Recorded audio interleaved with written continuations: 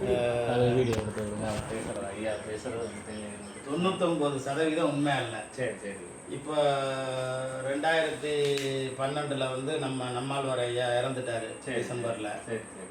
2013 வந்து நெல் திருவிழா வந்து அங்கே திருத்துறைப்பூண்டி ஆதிரங்கத்தில் நடக்குது. சரி. அதான் நெல் ஜெயராமன் ஒருத்தர் நீங்கள் கேள்விப்பட்டிருப்பீங்க. ஆமாம். அவங்க அந்த இதில் வந்து ஓஎன்ஜிசி ஆயில ஒரு ஏக்கருக்கு 2 லிட்டரை விடுங்கன்னாங்க. சரி. அதாவது நம்ம சாப்பாட்டு உப்பு ஒரு இயற்கையானது, கடல்லேருந்து நம்ம எடுக்கிற இது பண்ணுறோம். அந்த சாப்பாட்டு உப்பை போட்டாக்க நுண்ணுயிர் செத்து போயிடுதுங்கிற நம்மாழ்வார் சொல்கிறாரு. சாப்பாட்டு உப்பே போடக்கூடாதுங்கும் போது நீ வந்து ஆயில விடுறா அப்படின்னாக்கா வந்து ஆயில் எப்படி நுண்ணுயிர் வந்து வாழும்? இல்லை, அது ஆயில். ஆமாம், ஆயில் எப்படி நுண்ணுயிர் வாழும்? ஆமாம். அப்போ வந்து ஸ்பான்சர் வந்து வாங்கிக்கலாம். வந்து நல்லவர்கள்ட்ட இப்போ ஸ்டேட் பேங்க் கொடுக்குது, நபார்டு பேங்க் கொடுக்குது, இந்த மாதிரி ஸ்பான்சர் வாங்கிக்கலாம். நீ வந்து இதுவே வந்து ஆயிலே பூமியிலேருந்து எடுக்கக்கூடாதுங்கிறார் நம்மாழ்வார். உங்களுக்கு என்னன்னாக்கா உங்களுக்கு வந்து ரெனியூவபிள் எனர்ஜி நீங்கள் வந்து பயன்படுத்திக்கிறாரு. ரெனியூவபிள் எனர்ஜினா திரும்ப திரும்ப அது கிடச்சிக்கிட்டே இருக்கணும். அதுக்கு வந்து ஒரு முடிவு இருக்கக்கூடாது. இப்போ ஒரு உதாரணம் சொல்கிறேன். இப்போ ஒரு மரம் இருக்குது, அதை வெட்டி நீங்கள் நல்லா கதவு ஜன்னல் இதெல்லாம் எல்லாத்தையும் ஃபர்னிச்சர் அது இது எல்லாத்தையும் செஞ்சிடுறீங்க. அந்த வெட்டுற இடத்துல இன்னொரு குருவி கொண்டாந்து ஒரு விதையை போட்டு உருவாக்கிடும். அது திரும்ப மரமாயிடும். அப்போ திரும்ப அதை வெட்டலாம். இப்படி அதை வெட்ட வெட்ட வெட்ட வெட்ட வெட்ட வெட்ட அந்த சக்தி வந்து அந்த ஆற்றல் வந்து திரும்ப கிடச்சிக்கிட்டே இருக்கணும் நமக்கு. அதுதான் வந்து தற்சார்பை நோக்கி உலகத்தை கொண்டு போகும். இது வந்து இப்போ நம்ம சேலத்தில் வந்து ஸ்டீல் பிளான்ட் இருக்குது, நெய்வேலியில் வந்து நிலக்கரி இது இருக்குது.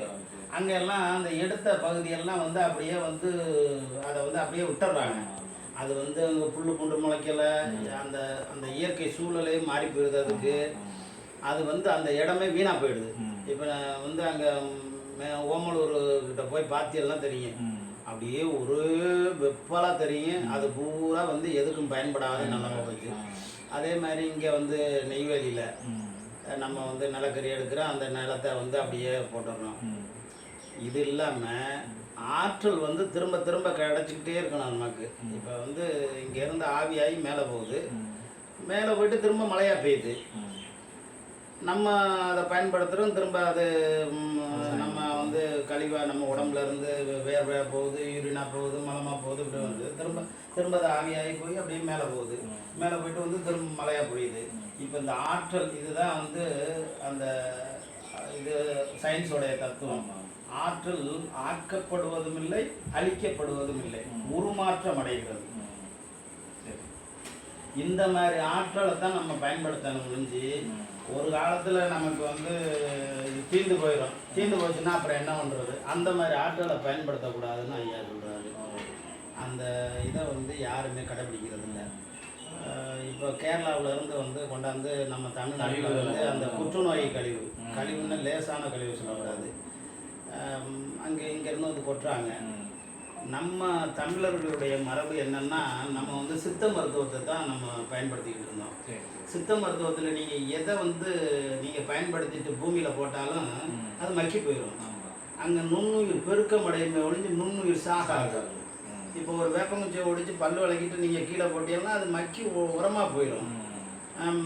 நீங்கள் அது மாதிரி ஒரு மூலிகையை வந்து அரைச்சி பிழிஞ்சு அதை நீங்கள் சாப்பிட்டுட்டு அந்த கழிவை கீழே போட்டீங்கன்னாக்கா அது உரமாகி போயிடும். ஆனால் கண்ணாடியும் பிளாஸ்டிக்கும் மக்காது. அலோபதி கழிவுகள்லாம் ரொம்ப காலம் பூமியில் கடந்துக்கிட்டு அந்த பூமியை வந்து என்னன்னாக்கா கெடுத்துடும். உள்ளுக்குள்ளே வந்து மழை நீரை இறங்க விடாது, வேர்கள் அண்ட விடாமல் இல்லாமல். ஆமாம், இவ்வளவு இது வந்து அந்த அலோபதி மருத்துவத்தில் பிரச்சனை இருக்குது.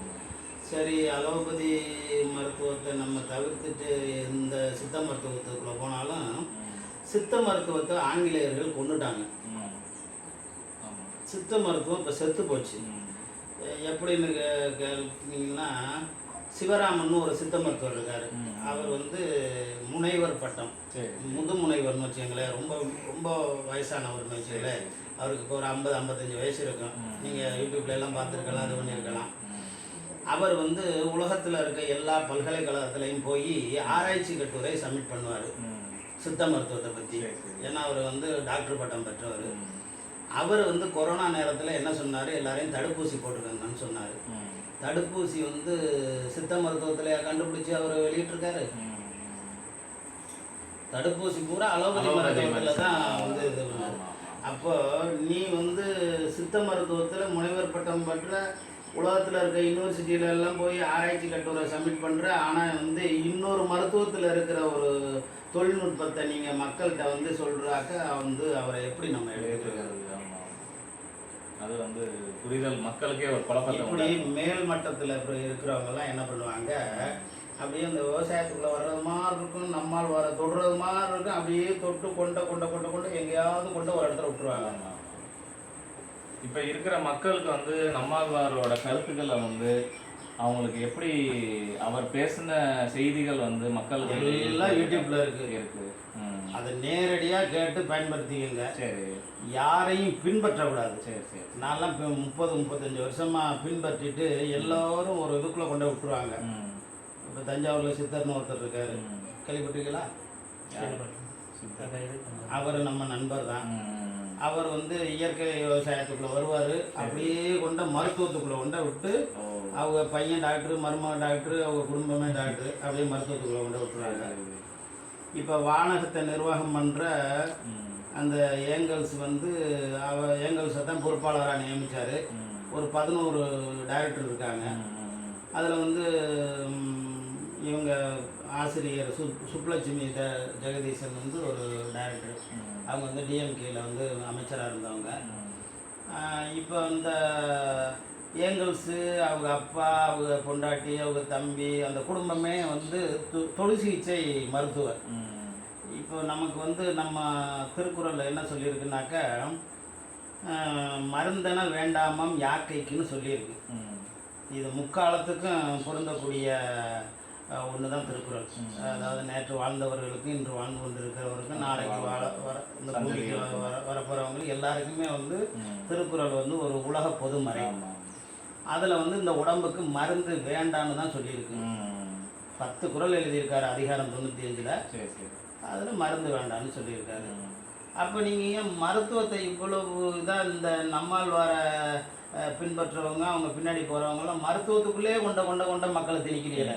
அப்போ நம்மாழ்வாரோட கருத்து வந்து ஒன்லி விவசாயத்துக்கு மட்டும்தான் மருத்துவத்துக்கு அவர் என்ன சொல்லியிருக்காருன்னா, ஒரு 22 இது வந்து கடைசியாக அவர் சொன்னார். அதில் ஒன்று என்னன்னாக்க, மூலிகை தோட்டம் ஒவ்வொரு கிராமத்துலையும் இருக்கணும்.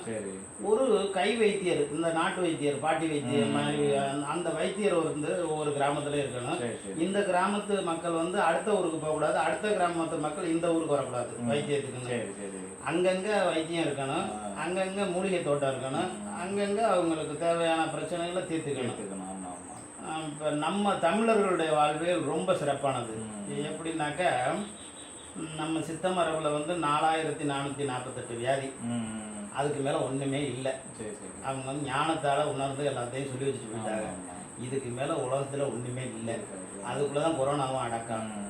அந்த 4448 வியாதிக்கு அவங்க என்ன சொல்லியிருக்காங்கனாக்க, பித்தம், கபம், வாயு, இது 3 பிரிச்சுட்டாங்க. 3 உட்பிரிவுக்குள்ளே தான் இந்த எல்லா வியாதியும் அடங்கியிருக்கு அப்படின்ட்டாங்க.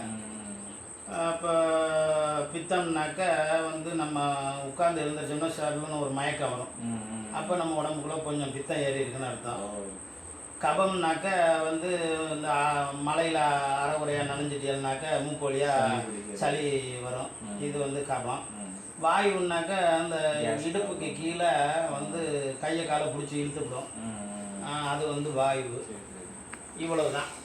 இதுக்கு கீழே வாயு, இதுக்கும் கீழே வந்து கபம், இதுக்கு மேலே பித்தம். இப்படி 3 பிரிவாக அந்த இதை பிரித்தாச்சு. இதுக்கு வந்து தமிழர்களுடைய வாழ்வியலில் என்னென்னா,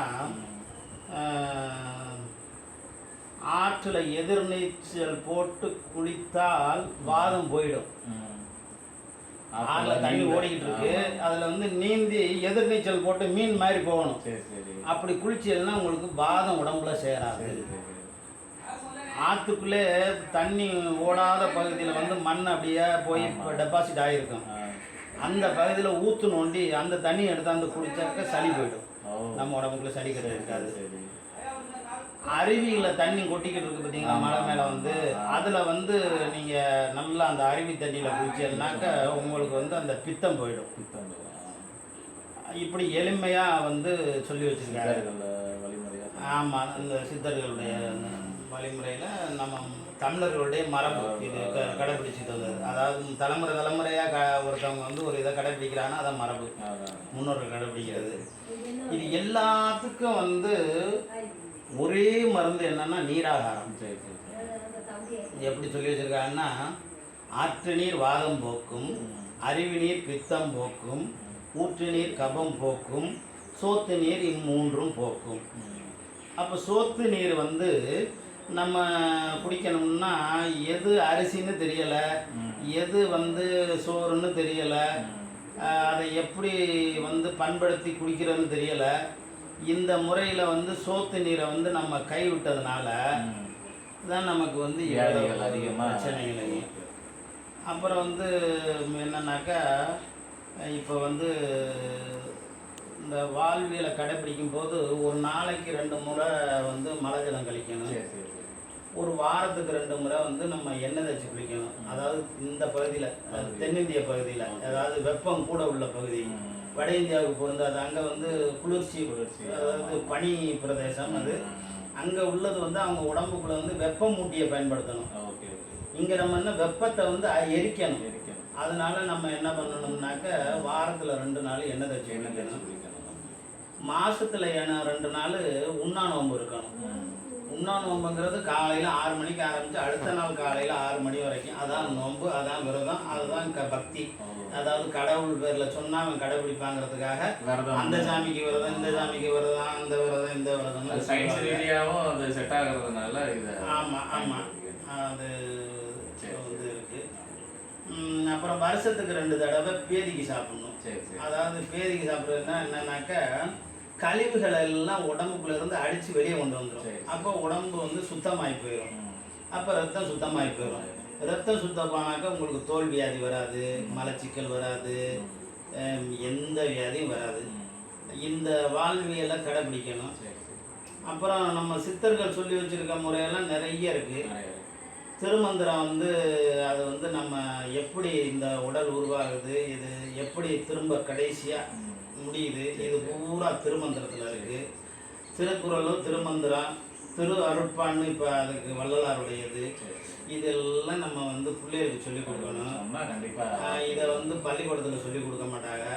ஏன்னா நம்ம முன்னோர்கள் வந்து எப்படின்னாக்கா வந்து அந்த குருகுல பள்ளின்னு வச்சுருந்தாங்க. பிள்ளைகளை வந்து பெற்று அவங்கள்ட்ட சித்தர்கள்ட்ட கொடுத்துருவாங்க. அவங்க வந்து அந்த புடம் போட்ட தங்கமாக திருப்பி பெற்றோர்கள்ட்ட கொடுத்துருவாங்க. இதுதான் நம்மளுடைய கல்வி முறை இருந்தது.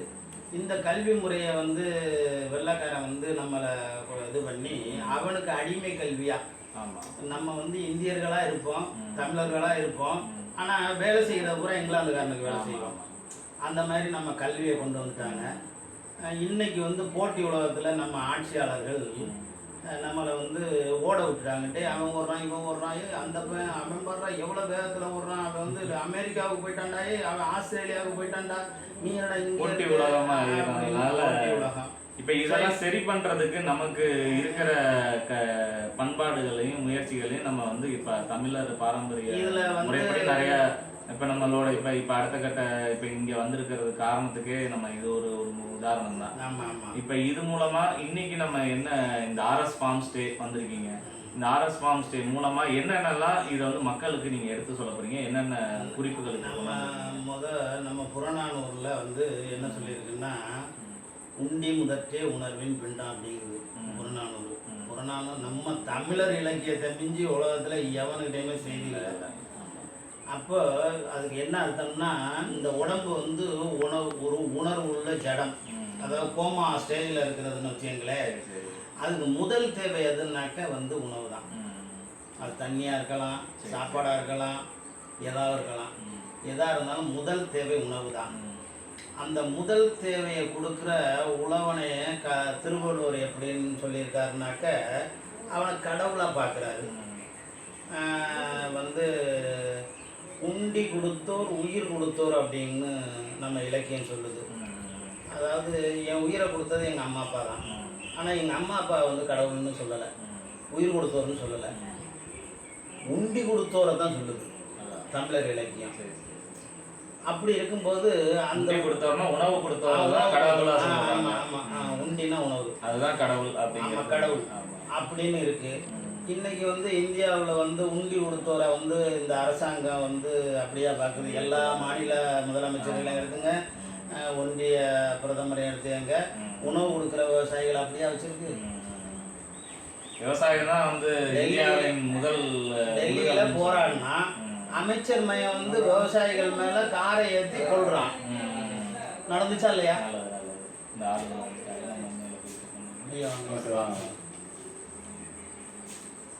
மேல போயிட்டு வாங்கப்பா.